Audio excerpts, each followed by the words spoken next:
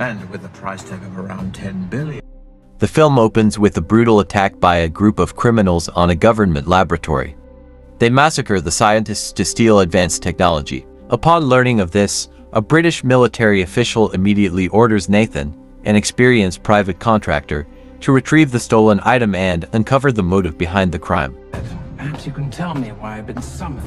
To retrieve what went missing, and with a price tag of around 10 billion. And to find out who the seller is, who the buyer is. Nathan then explains the operation plan and introduces his team, Orson Fortune, an expert in high-risk missions, Sarah, a skilled hacker, and Jedge, a sharp and intelligent sniper.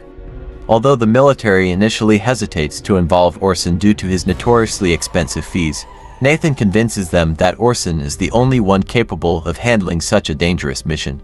Not the official team. Oh, the usual chap. Orson Fortune. The crowd of bloody phobia. He can't fly unless it's a private jet because of claustrophobia. Nathan then picks up Orson, who is vacationing in Morocco, and recruits Sarah and Jedge. They head straight to Madrid to begin the mission. And I'll see you in 2 minutes. No, it's not. I'm supposed to be on holiday. There's a price to pay for possessing a unique set of skill. Very good, son. He's joined the team. Already got poached by my old team. In Madrid, at an airport, they monitor an old man carrying the stolen package from the lab. Nathan also recruits 2 additional agents. However, during the operation, those agents are suddenly ambushed and knocked unconscious by a mysterious figure. Sarah, who had hacked the airport's CCTV, fails to detect the threat in time. We just need to know who he's delivering it to. In position. Jane? He's all yours. I'm getting no response from Jane. It turns out the attacker is Mike, Nathan's longtime rival, who is also after the package. Luckily, Orson and Jedge quickly realize what's happening and manage to escape with the old man and the stolen package. Sorry, boss. Mike's clumsy and predictable. They're not here to track him, they're here to pick him up. You have 2 inbound. 1. He's moving to taxi 49502. Signor, lo siento, signor.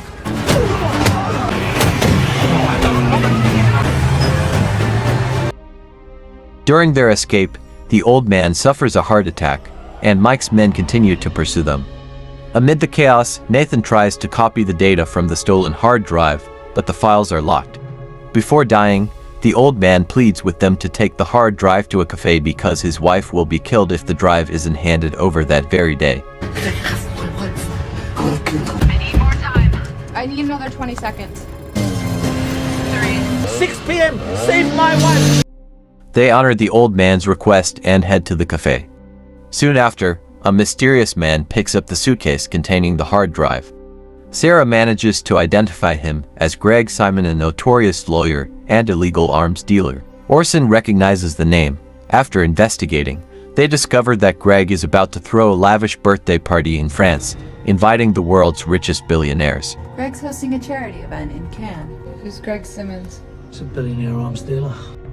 Without Nathan's knowledge, Orson and Sarah devise a separate plan to approach Greg by using his favorite actor, Denny Francesco. They fly to Los Angeles to meet Denny, who had previously rejected a $150 million offer from Greg to attend his party. You're going to ask Lady Francesco to come with us instead. Leave this with me. Orson and Sarah eventually succeed in forcing Denny to cooperate by blackmailing him with a video of his affair with his sister-in-law. Initially arrogant, Denny finally gives in. I don't want to contradict you, Danny. You and I go to a party that you probably shouldn't have filmed. I actually love my sister-in-law. The team then flies to France for Greg's birthday party on a luxurious yacht.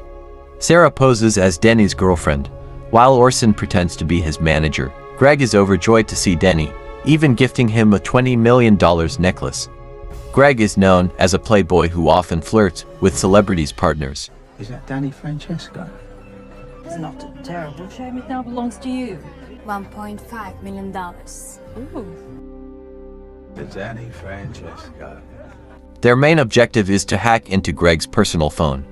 Unfortunately, the phone is with his assistant in a restricted area. The team must split up. Denny's job is to keep Greg distracted. How are we gonna get to his cell? Meanwhile, Nathan and Jed stay at a hotel, tasked with hacking the yacht's security systems. However, a new problem arises. One of Mike's men shows up at the party. Orson is assigned to deal with the threat immediately. Then Mike's back again. I heard. You deal with Greg, I'll handle them. Go back to the dirty ones, because I like them better. The waiter behind you. Okay, sweetheart. Sarah stealthily sneaks into the room where Greg's phone is stored. Her actions are nearly exposed when she runs into Greg's lawyer, but she manages to divert suspicion by pretending to look for the bathroom. I can get a lock if you stand there. There's a difference between you needing an operation. What's it for? I'm here with Danny Francesco. Can I help you? You really know your stuff. That's, Greg told me he had this amazing painting and he knows I'm an art lover. we delving somewhere deep here. Meanwhile, Orson tries to negotiate with one of Mike's men, offering him an expensive watch to leave the yacht, but the offer is refused, forcing Orson to kill him. We can play that game if you want to. But with your face intact. What else have you got? And this watch on your wrist. There is a limit.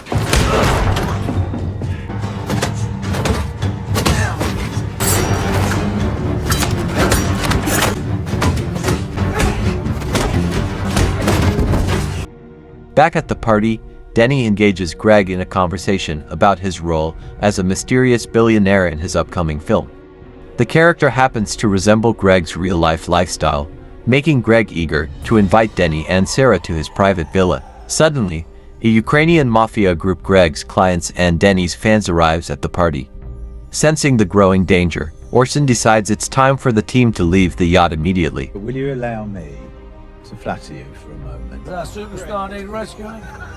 Allow me to show it to you. I'm gonna take him away before you three bears chew the meat off his bone. You guys have to stop doing this to me.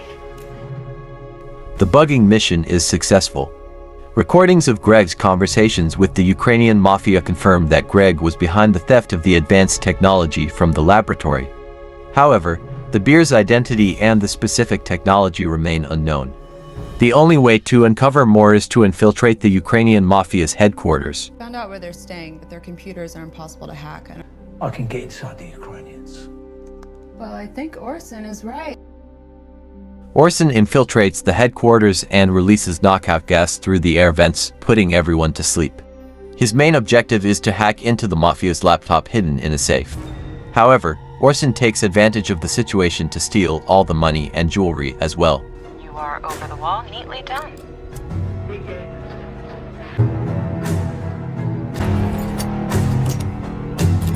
And they're all sleeping like babies now.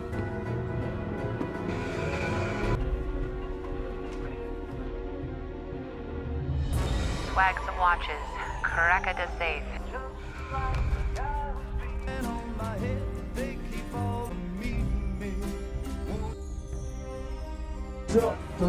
Find the laptop. We have full access to their computer. Exit via the front door. Unfortunately, as he tries to escape, Orson is caught by two guards.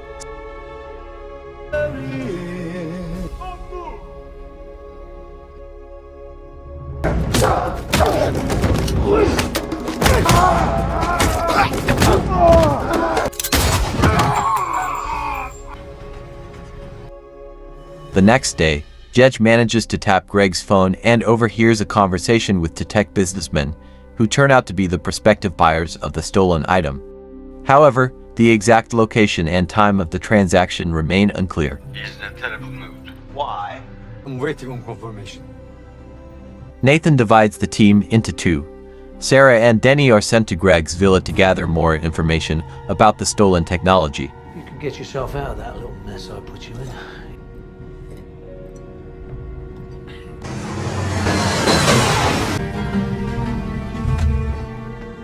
At the villa, Greg flaunts his wealth, including his collection of luxury cars that haven't even been released to the market. One of them is set to feature in Denny's new movie. While Greg is preoccupied with Denny, Sarah sneaks into Greg's study and successfully hacks his computer. Unfortunately, the files still don't reveal the full details of the upcoming transaction. Hold on. Picked up a file sent by Kasim. If yourself. Buying containers of stolen AK-47. $2 million worth of guns. Meanwhile, Orson and Jej are in Turkey, tailing the Ukrainian mafia's lawyer, who is suspected of being the intermediary for the transaction. Soon, Greg's lawyer also arrives at the scene, confirming his involvement. However, Orson's cover is blown. You go back to bed. Leave this with me. Are we being followed? I'm blocked in. Deal with that. Yes, sir. Thank you.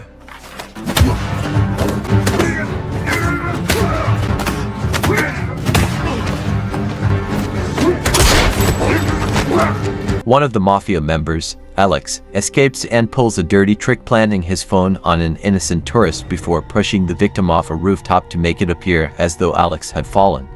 Secretly, Alex tries to push Orson from the rooftop too.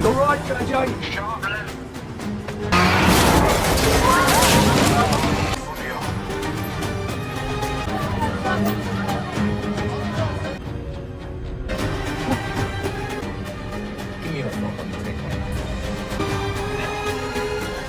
Hold on, I'm just pulling them.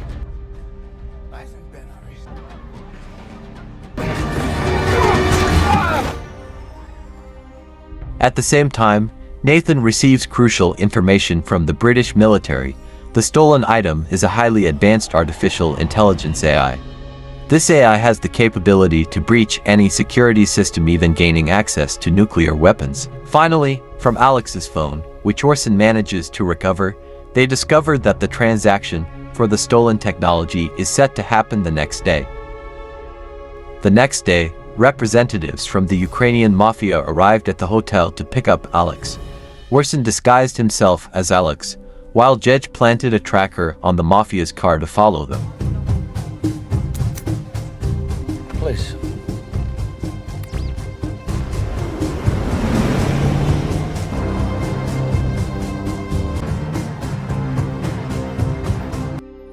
They arrived at a remote location, with Jej positioned as a sniper to cover Orson from a distance. One of the mafia members brought the stolen AI technology, but to activate it, they needed a 15-digit code only Greg knew. Orson called Greg to request the code. Thanks to Sarah's hack, which altered Orson's voice to sound like Alex, Greg didn't suspect anything and had no idea Alex was already dead. Destined to go online. How deep? The 15-digit passcode? 2. Small letter B for bollocks. One of Greg's men eventually realized that their network had been hacked. Luckily, Orson managed to input the transaction code just in time. Meanwhile, Sarah and Denny escaped from Greg's villa in a luxury car Denny had been eyeing.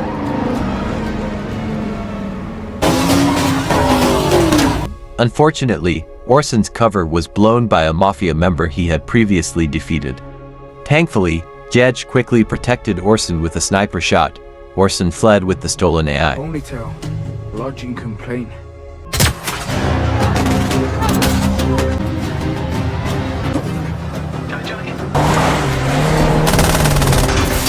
Suddenly, a helicopter arrived, attacking everyone on site and destroying Orson's car. The person leading the attack was none other than Mike. Don't concern yourself!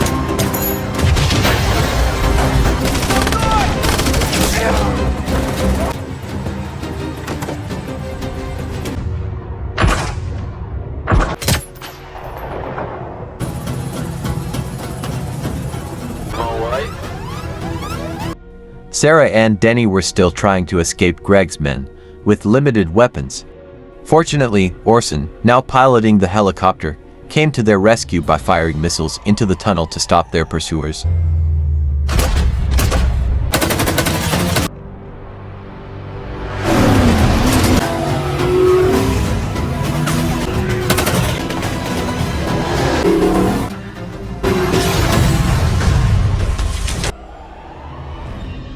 To stop Mike's plan, Orson forced Greg to cooperate.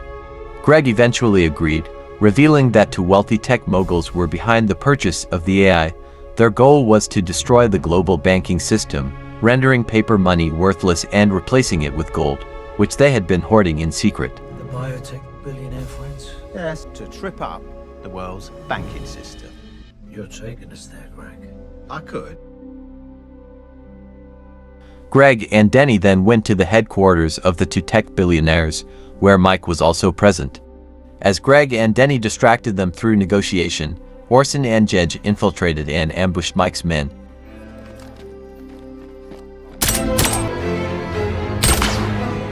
Behind me on the horizon. Take the service elevator 1 level down.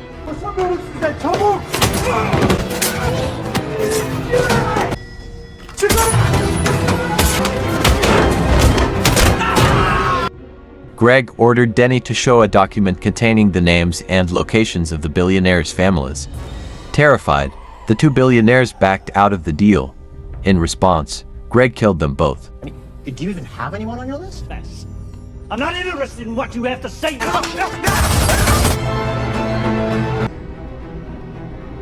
That's the most impressive thing. When Orson finally reached the main room, Mike tried to ambush him from behind. However, Sarah, monitoring the situation with a drone, warned Orson just in time. Orson managed to kill Mike and successfully secured the AI technology. 2, 1. Orson, I need a case. You're right, lies. Have it.